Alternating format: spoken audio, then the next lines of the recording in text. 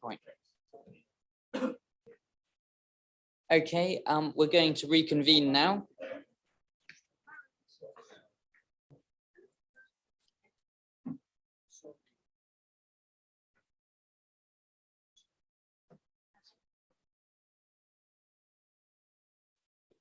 Right, well, firstly, thank you so much for all the discussion so far. Solid hour and 45 minutes we've done so far. Now, I think probably what we want to do is try and bring this together in a series of actions or thoughts that we've had as a committee that can be referred back to full council as part of the minutes of this meeting. The things I've noted so far are there'll be an HWP briefing sent round by Alison and her team to all members, and then if we think we need some more, then we can bring that to scrutiny. I think, Alison, you've said that you're going to put together a sort of 1 or 2 page summary of the different initiatives that are ongoing at the moment and the steps been taken, so we can circulate that to members. Additionally, I think we should take the CAB up on their offer of data, and also for a sort of deep dive session sometime, probably May, well, we can discuss it on the work program, but perhaps May, June next year. Well, some of us might not be here then, but whoever is in May, June next year, that I think that'd be a good time to hear from them in terms of what they've seen over, because it's going to be a tricky few months coming up. And similarly, an opportunity to craft a sort of data window from the CAB, perhaps roll that into the same sessions where we get the quarterly reporting. And I'd be looking to Alison and Steve and to sort of formulate what you think might be most useful to start with, and then obviously we can iterate as we go. Are there any other points or particular actions that members would like to raise for, well, firstly, can I check no one objects to the points that I've raised, because there need to be recommendations from this committee rather than from me? Fine, so we'll take those as noted. And then are there any other points or actions that members would like considered by the committee to be brought forward? Roger, and then Tim. Chairman, I wonder if you can help me, because obviously I put the motion about the credit unions to full council. Full council's referred it to this committee, and I'm very pleased that we've had a really good, beneficial discussion here today. But obviously there's still the matter of the outstanding motion, because the motion's been sent here for discussion. Now, during the coffee break, I've said to Councillor Webb and Steve James that looking at the 6 points that I originally put forward in the motion, I accept that probably the last one, item 6, which was to allocate £10,000 from the Household Support Fund to promote credit unions, is probably not something we could do at the moment, because I think we probably need to look at the budget setting come February. But I do think that the other 5 items that I put forward regarding the promotion of credit unions across the wider piece to the district and residents, I think that still stands. And I'm kind of getting the sense from members here that we think that in itself, that's probably a good thing to say that this is what credit unions can provide. They're not the panacea for everything, but they can provide a very good service, safe service, rather than referring to loan sharks and those sort of unscrupulous practices. So I'd like to understand from you, through the chair, how we can now move this discussion forward to take it back to full council. The next step, please. So the first thing I should say, and I'm hoping Rob is going to correct me, but it wasn't extremely clear to me from the Constitution exactly how a motion is disposed of, if you'll allow me to use that vernacular. But what I think we can do is a list of actions that go in our minutes. We can even make recommendations back to council that Councillor Webb consider X, Y, Z from scrutiny. And that is the route that I see scrutiny as being able to feed back, rather than, I don't think we can really say we agree with this motion or we don't agree with this motion. We don't have the power to get rid of a motion or approve a motion. It doesn't do anything if we do so. But what I think we can do is, on the back of the discussions, is we can say we've had a long discussion. These are kind of the key points that we think should be considered by whoever should consider them in the council. And I think most, well, all of them so far, I think, have been cabinet member points to consider. And so coming to your point then in terms of promoting the availability of credit unions, and we were given that helpful website by Chris as well. I think that's another one that we can add to the list if the committee agrees with your proposition, word it something like, cabinet member to consider ways in which the council can help promote credit unions to those for whom it would be an appropriate resource, something like that. But I mean, it's your proposition, so I don't want to put words in your mouth. Could I suggest then, I understand what you're saying about the original motion. Could I suggest, and I think this is more cabinet member can make this decision, it doesn't need to be full council. Is that right? Sorry, I'm going to let Rob just supplement. Yeah, I'm just going to supplement what the chairman said because I think it might be helpful. So a bit of a recurring theme and something we need to address, but the wording isn't as clear as perhaps would be ideal. So when the amendment to the motion is dealt with at council, the words it uses refer the subject of debate to committee, not the motion. Now, I think we've considered the motion and we've considered it in the round, so I think those are covered off. The second point I would make is that whilst you can go back to council, because that's where the motion, the debate was passed from, you can obviously make recommendations to other committees and other bodies as you see fit. So I wouldn't restrict yourself unless you felt so desired to just go back to council. This commission has the ability, and the terms of reference are clear, you can make recommendations to cabinet and to other outside bodies. So to that end, that's very helpful. Could I suggest that this committee asks the Inspiring Communities director and manager to produce a short piece of work on, basically we want to promote the credit unions and sort of in the district so people know what they are and the sort of services that they can provide.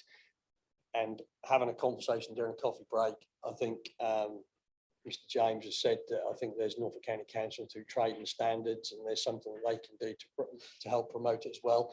Would it be, I think it would be useful if that team could just produce a short paper, very short paper, on how they see that the council, based on the discussions we've had this morning, could best promote the credit unions across the district. And then that can go to Councillor Webb, and I'd suggest that might want to go to council. I just think that give them the opportunity to say, well, as a council, we hear you as a team, and this is what we think we can do to meet the objective. I'm going to quickly ask Steve just to exactly what he has in mind. Then I'm going to go to Linda. Then I'm going to go to Robert. Thank you, Chairman. In short, the answer is well, yes, of course, we can show how we can best promote credit unions, and based on the information we've had here, I'll bring that back forwards for agreement by members. Thank you. Linda. Thank you, Chairman. Whilst I agree, we need to be careful with language. I should flag at this moment, Roger isn't capable of making a proposition. I'd forgotten because he's here as a non-member currently. So we'll need someone else to be careful with the language to bring forward, yes, if people are so minded. My concern is the word promote, because that's in a sense endorsing something. But absolutely what we could do is awareness, put it in as another helping tool. We just need to be really, really careful. Thank you. And Robert. Yes, thank you, Chairman. I mean, I think in terms of effectiveness of delivery of both the CABs and the credit unions, if we can do anything to help them in their promotional, volunteer recruitment publicity, that would be a very positive move. Okay, so if we could craft 2 more bullet points along the lines of to request that the cabinet member arrange for the officers to bring forward a paper that would discuss the increasing of awareness by the council of credit unions, and similarly replacing credit unions with volunteering at credit unions and the CAB, would those two be something that fairly represents what you and Robert have just said? I'm looking to you, Robert, to nod or shake your head. Yeah. Okay, in which case I'll propose those. Are members in agreement with that? Okay, fine. So that's 2 awareness bits for recruitment and for credit unions in the round. Does that meet what you need, Roger? Hopefully. You can just clarify, so where's that going to go? Is that going to So go to Alison is, yeah, it refers to cabinet because we can't directly task officers, I think it's fair to say. Yeah, but I'm sure Alison will take it under advisement that we'd really like her to act upon that direction. Sorry, will there be some mechanism to just quickly report back to full council the outcome of today? Yes, so Yeah. the minutes go to full council and we can speak to those. Tim, then Harry. Thank you, Chairman. So we haven't actually spoken about the end fuel poverty motion itself. We have heard a tremendous amount today about the immediate need and some of the things that we might be able to do. And I think there's a range of things that we might be able to take up separately from that particular motion. But I would say my reading, you're right, the Constitution isn't absolutely crystal clear, but my reading of it was that the fuel poverty motion had been amended, which may be wrong, and sent to us for consideration. And then it would, whatever we decided would go back to full council. And I would propose that the original fuel poverty motion, because that doesn't involve any costs or funding to start with. All it does is it's to produce a strategy with the aim of ending fuel poverty by 2030. This is a long-term thing. This is officer work.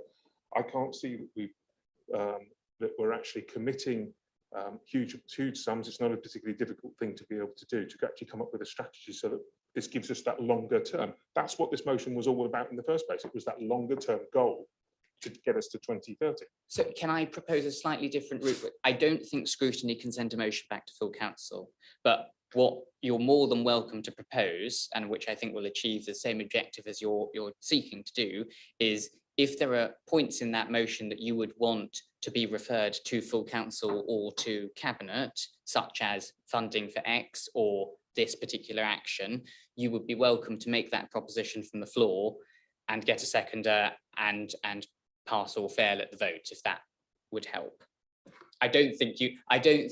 Well, I'm not sure. No, I don't think it's possible for us to send the unamended old version back to full council for consideration because we aren't a member, so we can't bring forward a motion.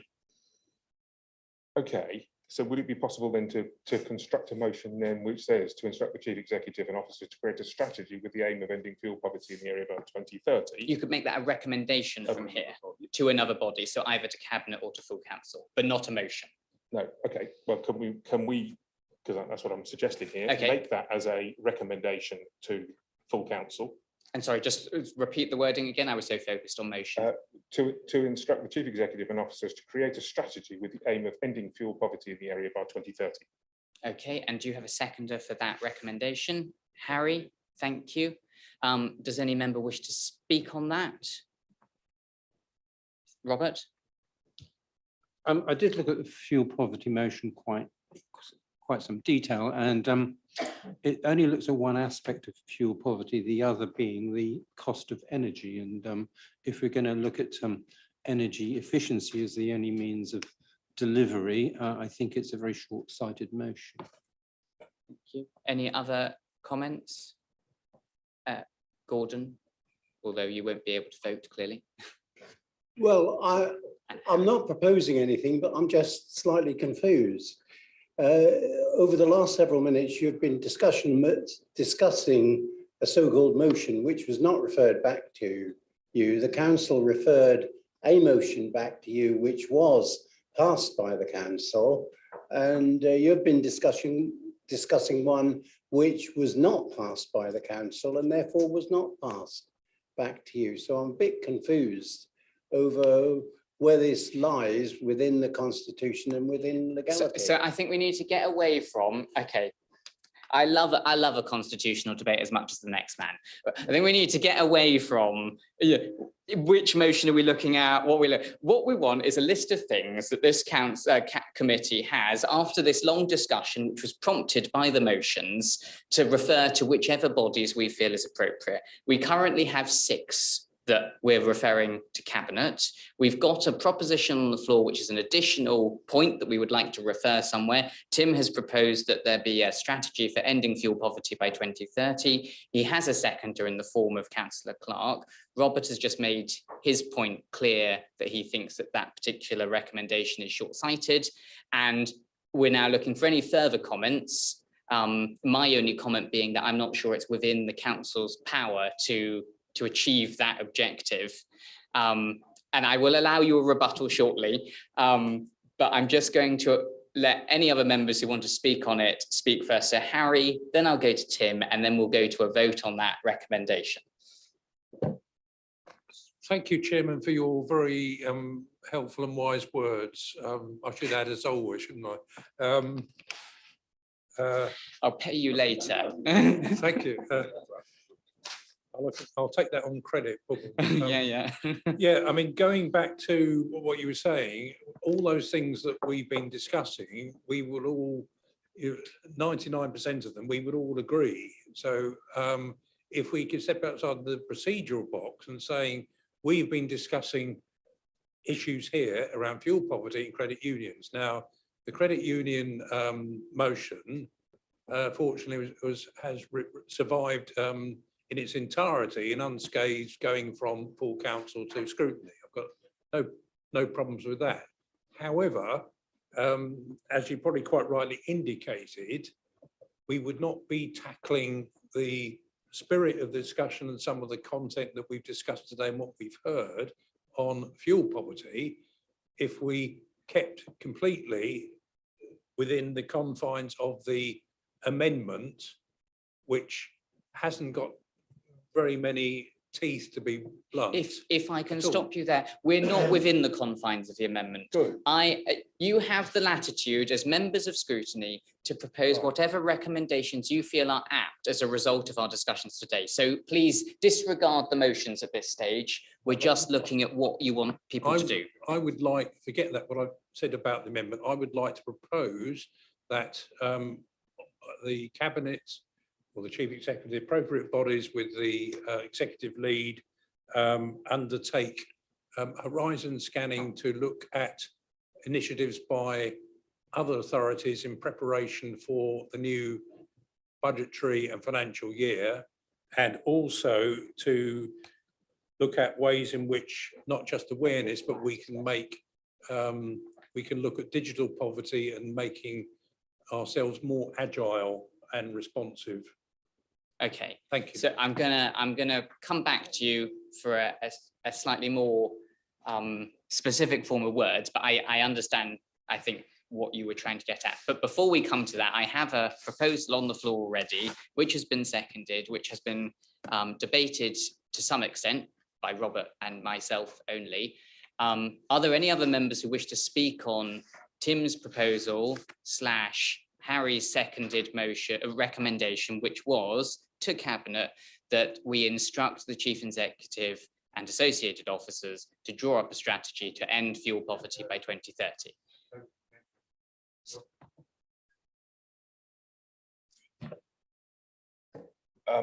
It was with the aim of ending fuel poverty. Sorry, and that's the reason why, just because we don't have ultimate control over all of this, we can still produce a strategy with that aim. Okay, sorry, Rob, you go. Yeah, just to be clear on this one, so members of the Commission are fully aware, I think we should go. I think the Chairman's alluded to this in his previous statement. This will be an ask of Cabinet to direct officer resource rather than an ask directly to the Chief Executive and the senior team, because it would come with resource and cost implications, this work in terms of time. So I don't believe that ability to direct work in that sense rests with this Commission. You can absolutely recommend to Cabinet that they consider it and then instruct. So it's a slight nuance, but quite an important one, but with the same principle behind that. Fine, and sorry, so with that amended wording, with the aim of ending fuel poverty by 2030, I see no further members who wish to speak on that proposition, so we'll put it to the vote then. Could those in support of making that recommendation please raise their hands? 1, 2, 3, 4, 5, 6, and all those against? 1, and all those abstaining? That recommendation is carried. So we'll get the absolute wording down to make sure we've got it right, but with the aim of ending fuel poverty by 2030. And then, right, we're back to Harry's now proposal, which, if I could paraphrase, was that this council or cabinet is directed to carry out a piece of work that looks at the opportunities and initiatives that other councils are currently carrying out or looking to carry out to alleviate fuel poverty and associated vulnerabilities in the population over the next 6 months. Is that a fair? That's brilliant, with the slight addition, looking ahead to any formulations which may be necessary as part of the budget setting process. Full Perhaps stop. something that says mindful or noting cost implications of such initiatives. Okay, fine. So that was Harry's proposal. Is there a seconder for that proposal? Councillor Burt. Does anyone have any comments they wish to make? Alison. Can I just check? So these last ones that come through, they're going to be coming through to me to talk to Cabinet and to the office to see about the implications of how much resources it's going to take to do this, that side of things. Is that correct? So they would go to Cabinet. Yes. Cabinet would consider whether or not to carry out those recommendations. Okay. It's And fine. presumably, as part of its consideration, would be briefed on the resource implications of carrying out That's those perfect, actions. because that's what I was concerned about. Yeah, as well. Yeah. That's perfect. Thank you very much. Okay, fine. Yeah, I was just going to confirm, Councillor Webb, it will go from commission to cabinet and then potentially to you as cabinet member with responsibility, rather than the other route forward. On this, well, if I may, Chairman, on the second point regarding budget, clearly we're well into that budget setting process, and we have a draft budget there or thereabouts ready to present. I know we've got diary dates going in with the leaders of all groups, including the opposition groups, and I think we're looking to involve wider group membership in those briefings as well. And obviously there is a right within the budget discussions to propose amendments to the budget as part of that process as well. Okay, thank you. Robert. I was just going to slightly rephrase that final paragraph to say within the constraints of the overall budget.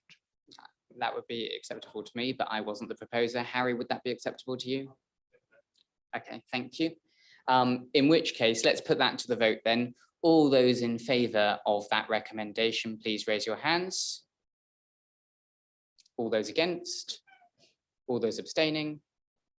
Good, that is carried. Right, so are there any other, that's 8 recommendations we've made to Cabinet to keep them busy. Are there any other recommendations that any members would like to raise, or can I bring this item to a close? Seeing none, thank you very much. Excellent, very good debate, lots of recommendations. And what I would like, Ruth, if possible, is could you circulate those recommendations to the committee just to make sure that we have that wording correct before it goes to Cabinet? Fine, so that was item 7. Thank you, Mike. Right, we'll jump to item 9, outside body feedback. Do any members have outside body feedback that they would like to raise? Conscious of time, so please keep it brief. Peter, and then Robert. Thank you, Mr. Chairman. The new bill for the QEH is now gathering pace. There's letters gone into the minister again this week from all the leaders of the councils that are covered by the QEH hospital. And the YAB outside body, we are looking at now a campaign to follow on from our mental health campaign for young people and families. We are now looking at inclusion playgrounds. There's not one across Norfolk. and we feel that there should be inclusion playgrounds. And my job will be, as a board member with the young commissioners, is to lobby government to have that put onto the disability bill. And I've already spoke to James Ward MP and Elizabeth Trussell. Thank you very much. And Robert? Thank you, Chairman. With regard to previously minuted or discussion about councillor call for action on dentistry, ambulance waiting times and primary care, all three of those areas have been discussed within the last year by Norfolk Health Scrutiny.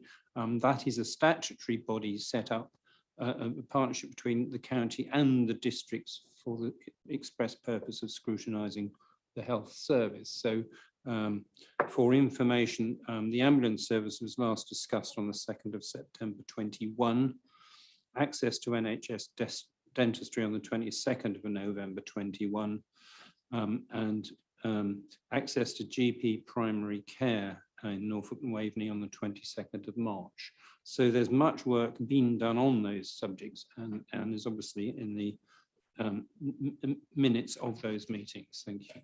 Thank you very much, Robert. I see no other outside body feedback. Scrutiny call-ins, there are none. Councillor calls for action, there are none, but we are cognizant of the update from Robert in terms of identifying whether or not work around those areas would be duplicative at this time. And I believe Steve James does have an update around that. Well, I can tell you his update. His update was that he's been in liaison with the CCG and they're identifying when the best time might be from a resource perspective to be able to come and see us, noting that they are very busy at the moment. So we haven't wanted to put them under any great duress to come and see us if there are other things that they need to be doing with their limited resource, but it is something that is ongoing in terms of liaison. Item 12 is work, but we won't do item 12 yet. Apologies. We will go to item 8, IT security, and if necessary, we will have a vote on whether or not to go below the line, dependent on the subject matter that is up for discussion and this committee's considerations on whether or not it meets the statutory tests for us to go below the line. Could I invite, who am I inviting you, Jane? Yeah, let's go, Jane. You do the presentation and then we'll crack on from there. Thank you, Chairman. I'm pleased to introduce this report to the Commission for your review. The report essentially covers two areas. The first is some further information to an item that the Commission reviewed earlier in the year, that being data security around our initial step into artificial intelligence, surrounding how we interact with our customers with inquiries. The other part of the report is a response from the Commission to provide an outline of our ICT security. Regarding the security of our ICT estate, unfortunately, we do live in a world where the threat of cyber attack is on the rise, both with the quantity and complexity of cyber attacks increasing every year. Interestingly, the public sector continues to be an attractive target to both nation states and individual cyber criminals, with about 40% of attacks managed by the National Cyber Security Centre being made against public sector targets. For those of you that attended the recent Working Smarter events held at the offices, we heard from our ICT team the volume of targeted attacks that were being made on our systems. In the face of such a threat, it is vital that we as a council remain vigilant, resilient, and above all, prepared to defend the information that we hold. It is also important to ensure that the information we hold is done so in a way that is not only compliant with legislation, but also in keeping with the high level of trust that our residents place in us as a council. With the emergence of novel technologies such as artificial intelligence, we must ensure that we balance the pursuit of efficiencies and better resident experiences with the need to protect the information of those residents. In the report, we have set out how we, as a council, have developed a robust approach to cybersecurity that is in line with best practice and gives us the best possible chance of defending ourselves against cyber attack. It is, however, important to state that the cybersecurity threat is a constantly evolving challenge and one that needs continuous review and investment. No matter how good the technology and processes that are in place, we will always rely on the people using our systems to form part of our defence. With cyber attacks, it is unfortunately usually a question of when and not if. And as such, I would implore those of you who have not yet completed your cybersecurity training to please do so at the earliest opportunity to help protect both the authority and yourselves. I do trust that you've all read the report and would welcome any questions that you have. Thank you, Chair. Thank you very much. Members, questions? Robert, then Tim. Thank you, Chairman. Jane, what is the current member and officer take up on completion of the available training modules? Thank you.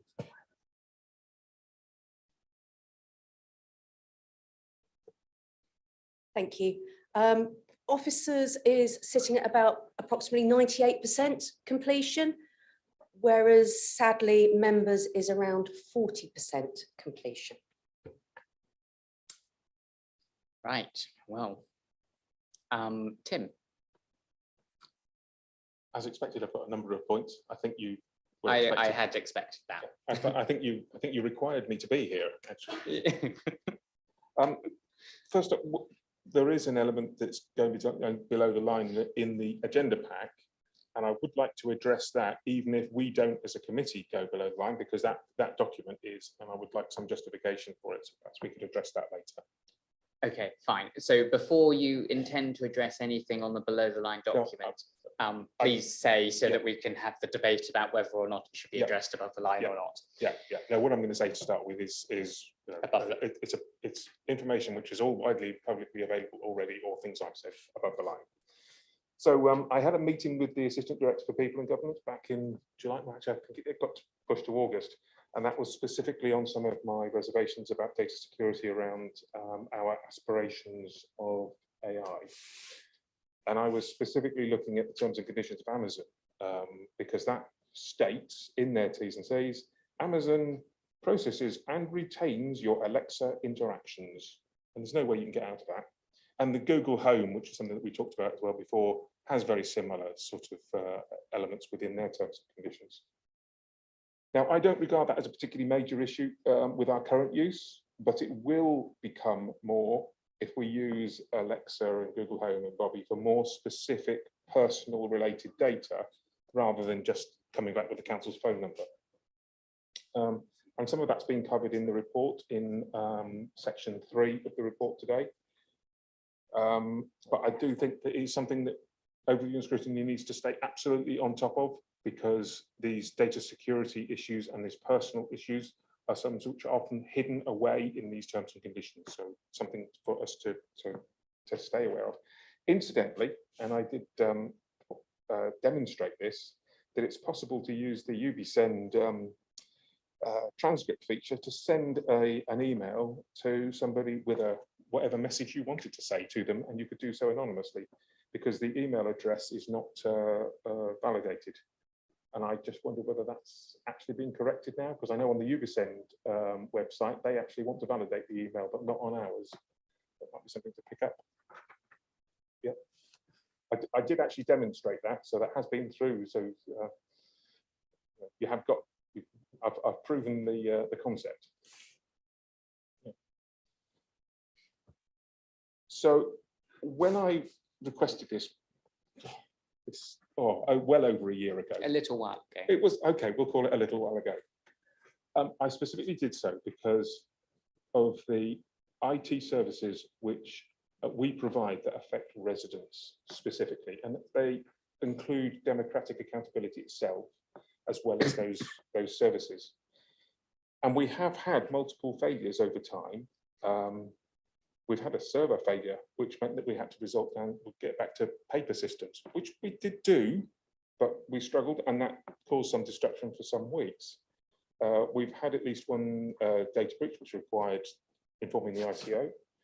We've had multiple failures to the new system that's being installed in this room, so that we've been unable to live stream and even record in some instances. And that's important because we are encouraging members of the public to watch on YouTube rather than attend here in person.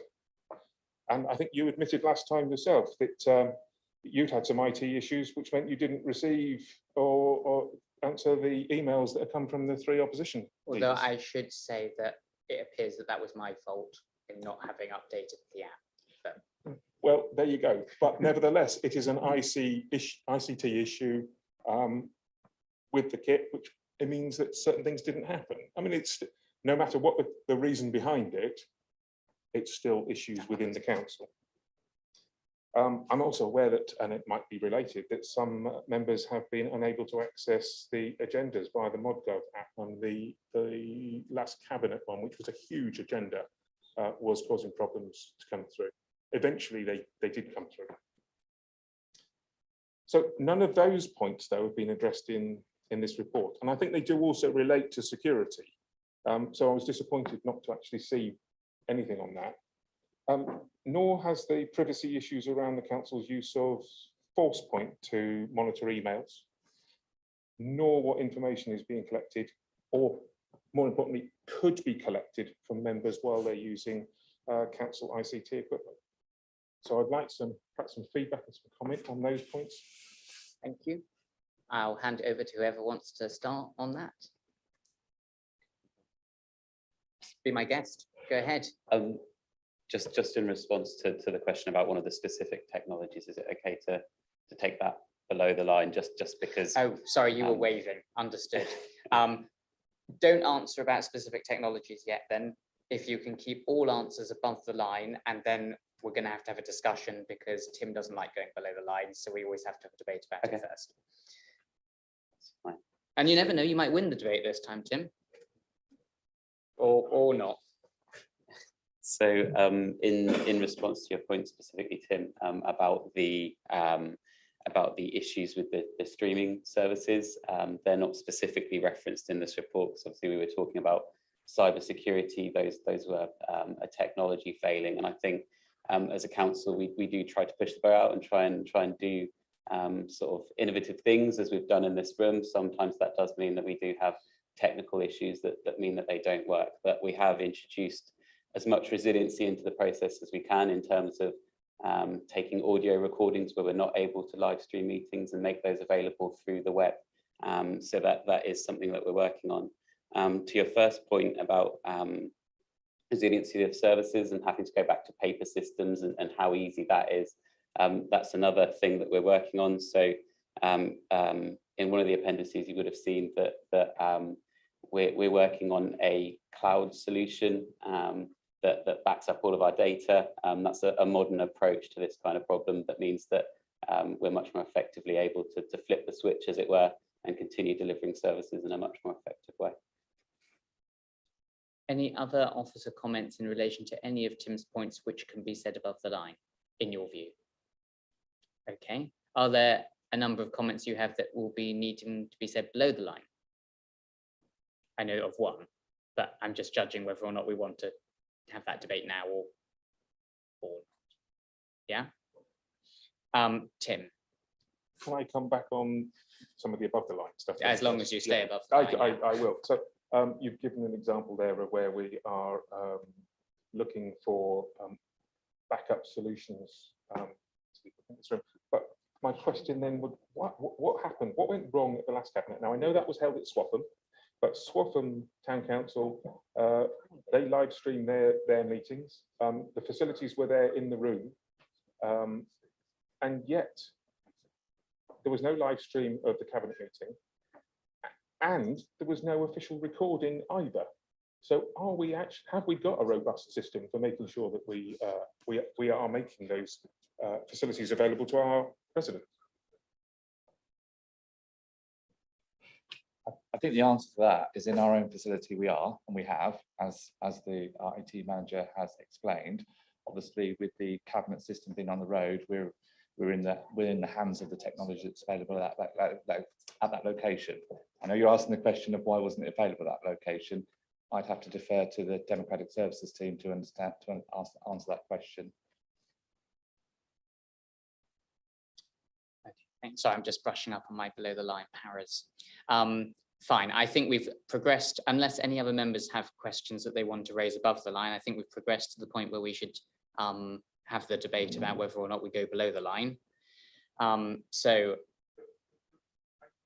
I do have one observation, which I found quite interesting, which I might throw in at this point, which is the link that's provided on the above the line agenda pack.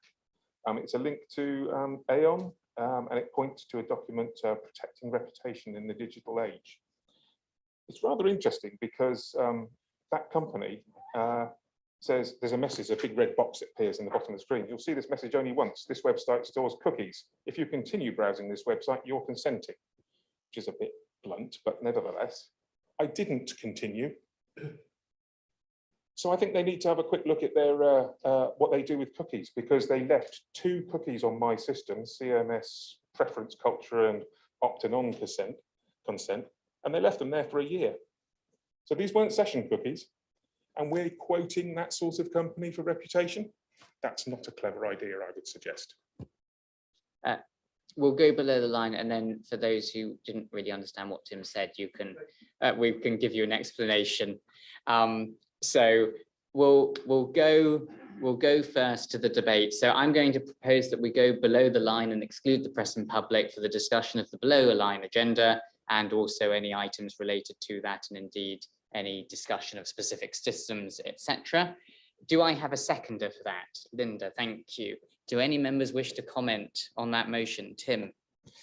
Okay, so the stated reason for going below the line is paragraph 3, which says information relating to the financial or business affairs of any particular person, including the authority holding that information.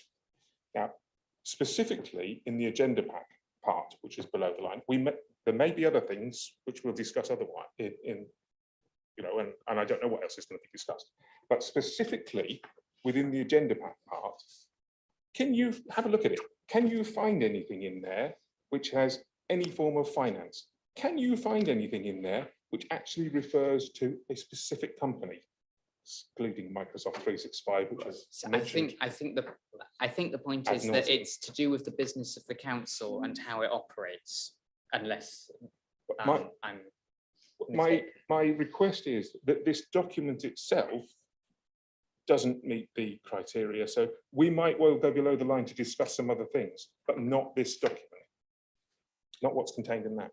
Understood. I think this document contains specific information in relation to the business of the council, and it's deemed sensitive enough by officers and by the cabinet member to have published it below the line. It's obviously a final decision for members as to whether or not we go below the line to discuss that document, but I maintain my proposition, and I expect my seconder stands firm.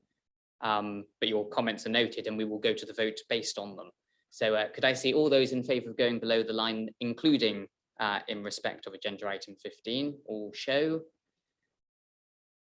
And any against? One against. And could we record that Tim was against that? That has passed, so we are now excluding press and public. There aren't any here, but we will need to stop the recording.